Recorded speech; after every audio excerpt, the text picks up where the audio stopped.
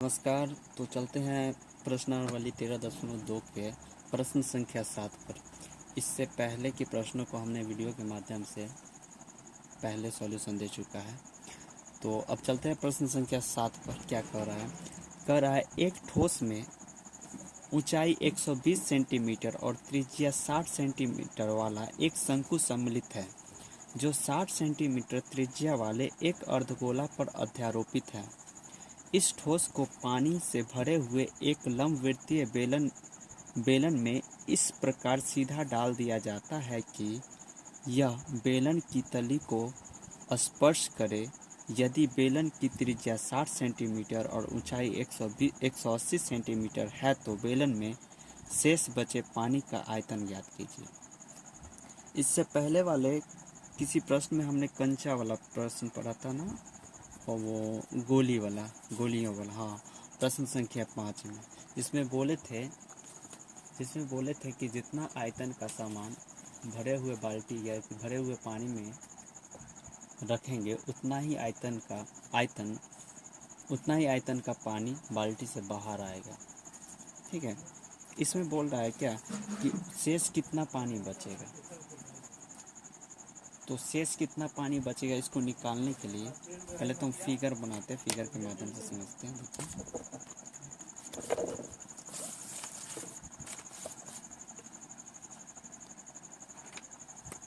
तो देखिए इसके लिए हमने फिगर बना चुका है। देखिए क्या बोल रहा था कि एक ठोस में ऊंचाई 120 सेंटीमीटर और त्रिज्या 60 सेंटीमीटर वाला एक शंकु सम्मिलित है। तो यहाँ देखिए ये शंकु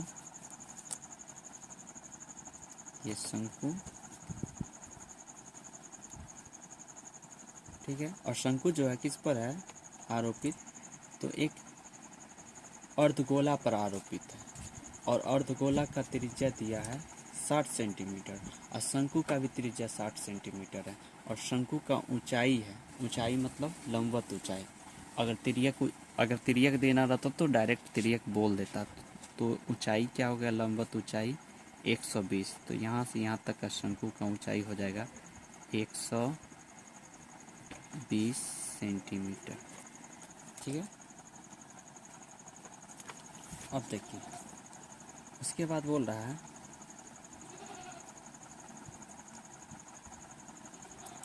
और क्या दिया, और दिया है बेलन का पूरा ऊंचाई दिया है 180 सेंटीमीटर और बेलन का त्रिज्या भी दिया है 60 सेंटीमीटर। मतलब बेलन का त्रिज्या भी 60 सेंटीमीटर, अर्धगोला का त्रिज्या भी 60 सेंटीमीटर और शंकु का त्रिज्या भी 60 सेंटीमीटर। ठीक है। तो देखिए जो दिया है उसे लिख लेते हैं हम लोग।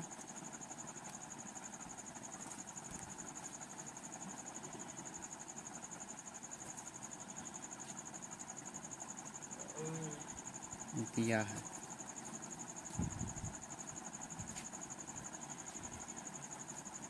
बेलन की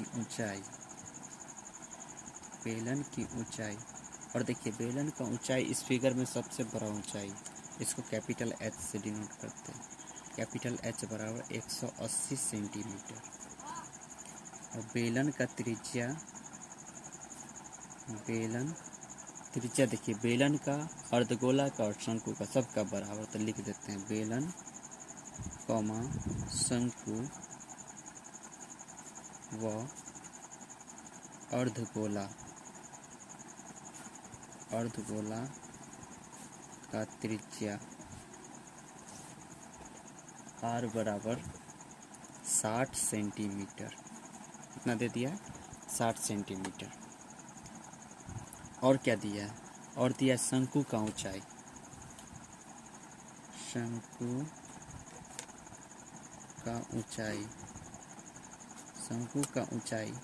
और ये ऊंचाई है शंकु का, ये लंबवत ऊंचाई, यही ऊंचाई दिया है कितना 120 मीटर।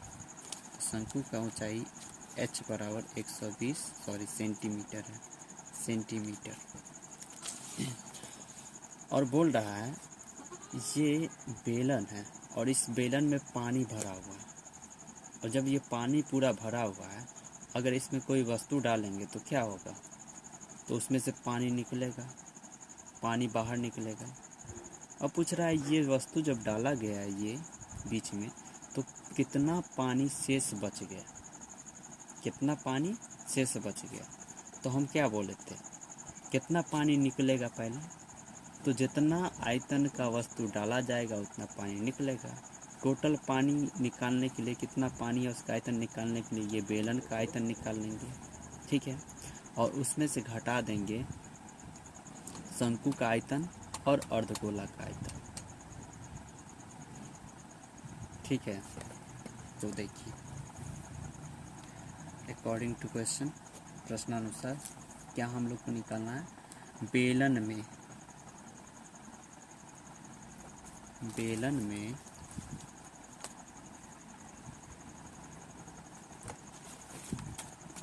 शेष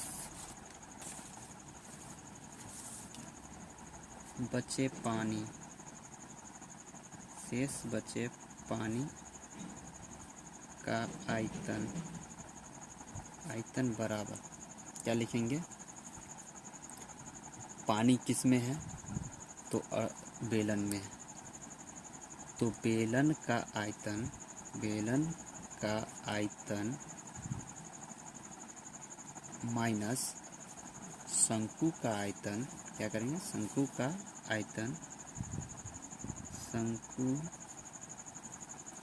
का आयतन और माइनस अर्धगोला का आयतन,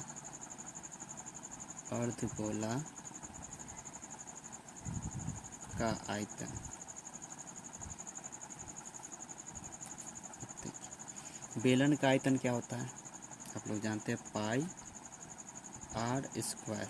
देखिए त्रिज्या सबके लिए सेम है, लेकिन एच जो है बेलन का ऊंचाई कितना दिया है, कैपिटल एच है, ठीक है, माइनस शंकु का आयतन क्या होता है 1/3 पाई आर स्क्वायर, और इसके लिए ऊंचाई हम लोग किससे डिनोट किए, स्मॉल एच से, एच, माइनस अर्धगोला का आयतन 2/3 पाई आर क्यूब। अब देखिए कॉमन क्या आएगा, इसमें भी पाई आर स्क्वायर, इसमें भी पाई आर स्क्वायर, इसमें भी पाई आर स्क्वायर आ जाएगा, तीनों में कॉमन आ जाएगा पाई आर स्क्वायर। तो इधर क्या बचेगा, H minus pi R square, तो कॉमन आ गया, तो क्या बचा 1/3 इंटू एच, और माइनस यहाँ 2/3 पाई आर स्क्वायर कॉमन आ गया, एक आर तो बचेगा इंटू आर। पाई का वैल्यू हम लोग रखेंगे 22/7 गुने आर कितना है 60 गुना 60, और एच कितना है कैपिटल, देखिए यहाँ एच कितना है 180 और माइनस 1/3, और स्मॉल एच कितना है 120 माइनस 2/3 और गुना त्रिज्या कितना है, देखिए त्रिज्या है 60, इधर से ये कट जाएगा 20 बार में, और इससे ये 40 बार में, और यहाँ देखिए क्या हो जाएगा 22 गुना 3600/7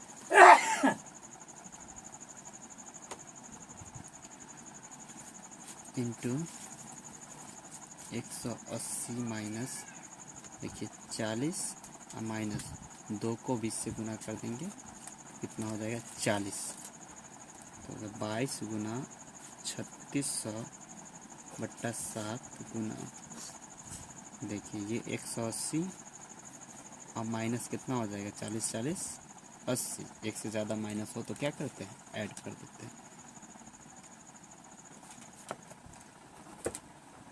22 गुना 3600 गुना हो जाएगा 100, 180 में से 80 घटेगा तो 100,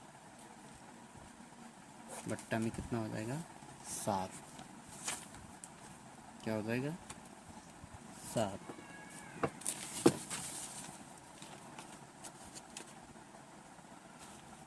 अब जब इसको गुना करेंगे तो हम लोग का गुना आएगा 792 पर कितना जीरो, 1 2 3 4, 1 2 3 4 बट्टा में 7, और काटेंगे तो पॉइंट में आएगा 11 31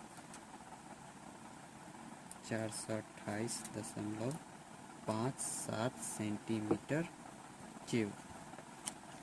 अब देखिए आंसर अगर हम लोग को मिलाना है तो सेंटीमीटर में नहीं दिया, आंसर दिया है मीटर में, मीटर क्यूब में। तो क्या करेंगे, सेंटीमीटर को मीटर में बदलने के लिए कितना से भाग दिया जाता है, 100 से। तो हम लोग 100 से भाग देंगे, लेकिन ध्यान देना है यहाँ 1 सेंटीमीटर को, 1 सेंटीमीटर रहता है दिया हुआ, तब 100 से भाग देते हैं। अगर 3 बार सेंटीमीटर, सेंटीमीटर क्यूब मतलब क्या, सेंटीमीटर कितना बार, 3 बार, तो इसको क्या करना होगा, 100 से 3 बार गुना करना होगा, नीचे भाग देना पड़ेगा 3 बार, 100 से 3 बार भाग देना पड़ेगा, ठीक है। अब देखिए एक पर क्या को जीरो हो जाएगा टोटल बताइए, 11 31 42 8.57, एक पर कितना जीरो, 1 2 3 4 5 6, 1 2 3 4 5 6, ठीक है। अब देखिए ऊपर क्या करेंगे हम लोग, एक पर कितना जीरो है, 6, तो 6 डिजिट और पीछे खिसक जाएगा पॉइंट, तो क्या आ जाएगा देखिए 1 2 3 4 5 6, यानी पॉइंट यहाँ आ जाएगा। इसको हम लोग क्या लिखेंगे, 1.3142857 मीटर क्यूब। अब किस में आ गई है, मीटर में है, और इसी में आंसर होगा। और आंसर इतना नहीं, हम लोग को लगभग में दिया है, आंसर दिया हम लोग को लगभग में,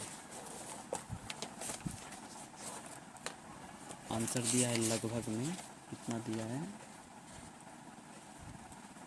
तो आंसर बस इतना लिख दिया 131,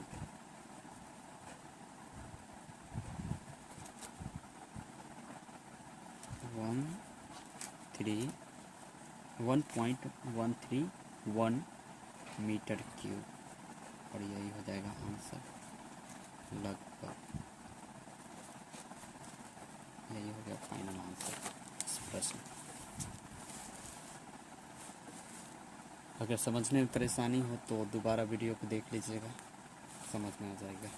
उम्मीद है ये प्रश्न आपको 50-60% समझ में ज़रूर आया होगा, अगर नहीं आया है दोबारा देख लीजिएगा।